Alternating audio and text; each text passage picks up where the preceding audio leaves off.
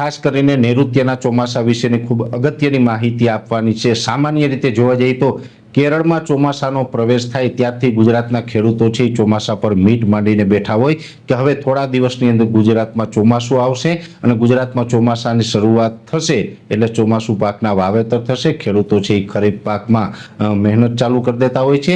ત્યારે નૈઋત્યના ચોમાસાની વાત કરવા જઈએ તો આમ તો 16 વર્ષના રેકોર્ડ મુજબ 2009ની અંદર ચોમાસું છે તે 23 મે 2009ના રોજ કેરળની અંદર પ્રવેશ કર્યું હતું। એટલે સૌથી વહેલું આવવાનું જે ચોમાસાનો રેકોર્ડ છે એ 2009નો જે છે એ કાયમ છે। એટલે કે 23 મે 2009માં ચોમાસું કેરળમાં પ્રવેશ કર્યું હતું। એ પછી આ વર્ષે એટલે કે 2025ની અંદર 24 તારીખના રોજ ચોમાસાનો પ્રવેશ છે એ કેરળમાં થઈ ચૂક્યો છે। સામાન્ય રીતે જોવા જઈએ તો નૈઋત્યનું ચોમાસું છે તે 1 જૂને કેરળમાં પ્રવેશ કરતું હોય એના અનેક ક્રાઇટેરિયા છે એ ક્રાઇટેરિયા ફૂલફિલ થાય એટલે કેન્દ્રીય હવામાન વિભાગ તરફથી કેરળમાં ચોમાસાની સત્તાવાર રીતે જાહેરાત થઈ જતી હોય છે।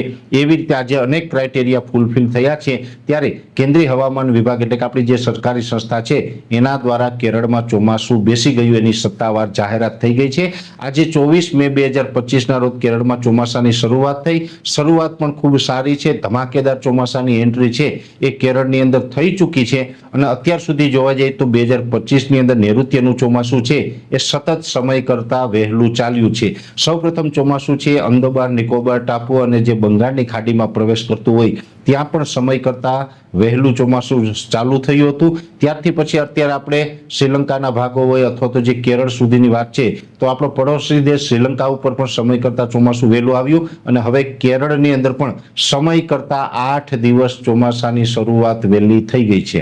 એટલે સામાન્ય રીતે જોવા જઈએ તો ચોમાસાની શરૂઆત વહેલી થઈ। બંગાળની ખાડી હોય અંદમાન નિકોબાર ટાપુના ભાગો હોય અથવા તો અરબ સાગર હોય તમામ જે ભાગો છે એનું હવામાન છે એ સાનુકૂળ હતું જેને કારણે ચોમાસું છે તે સમય કરતા સતત વહેલું ચાલ્યું અને ખૂબ ઝડપથી આગળ વધી રહ્યું છે। એટલે ચોમાસું કેરળમાં પહોંચી ગયું છે। હવે આના ઉપર નજર રહેશે કેમ કે સામાન્ય રીતે જોવા જઈએ તો જ્યારે પણ 1 જૂને ચોમાસું છે કેરળમાં પ્રવેશ કરે એના 15 દિવસ પછી ગુજરાતની અંદર ચોમાસાની શરૂઆત થતી હોય છે। ઘણી વખત એવું બને કે 15 દિવસ જે છે એમાં રેગ્યુલર શરૂઆત થઈ એટલે કે 15 જૂને શરૂઆત થઈ ઘણી વખત 2-5 દિવસ વહેલું અથવા તો 2-5 દિવસ મોડી શરૂઆત પણ થતી હોય છે। હવે આપણે આગળ જોવાનું રહેશે કેમ કે ચોમાસું છે એ જરૂરી નથી કે કેરળની અંદર વહેલું પ્રવેશ કરે તો ગુજરાતની અંદર પણ વહેલું આવે। સામાન્ય રીતે ચોક્કસથી એટલું માની શકાય કે અંદમાન નિકોબાર ટાપુ ઉપર વહેલું આવ્યું, શ્રીલંકામાં વહેલું આવ્યું, કેરળમાં પણ વહેલું આવ્યું। આ જ ગતિથી આ જ પ્રકારનું એને યોગ્ય હવામાન મળશે તો વહેલું ચાલે આ ચોક્કસ વાત છે।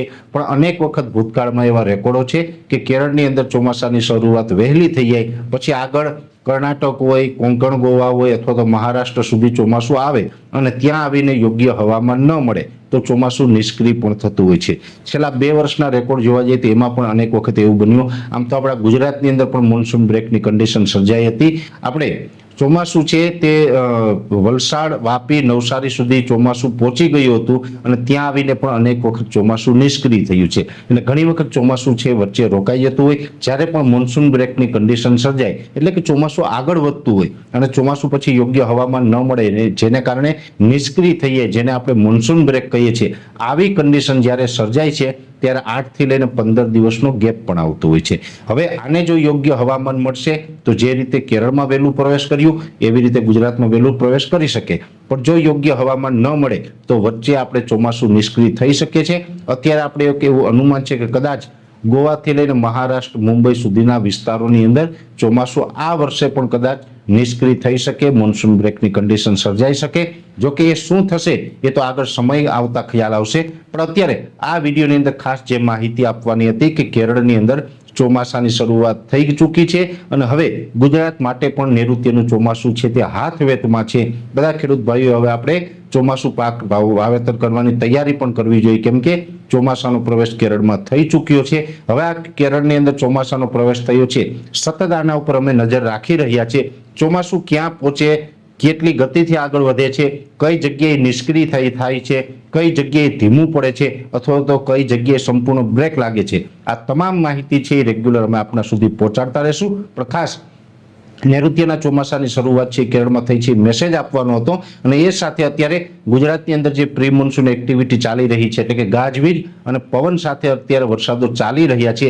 આ વરસાદો પણ આપણે 28, 29 તારીખ અથવા તો 30 તારીખ સુધી હજી કન્ટિન્યુ રહેશે. એટલે આવનારા 4-5 દિવસ સુધી પ્રી મોન્સૂન એક્ટિવિટીના વરસાદો છે એ પણ ગુજરાતની અંદર પડતા રહેશે અને નૈઋત્યનું ચોમાસું અત્યારે આગળ વધી રહ્યું છે.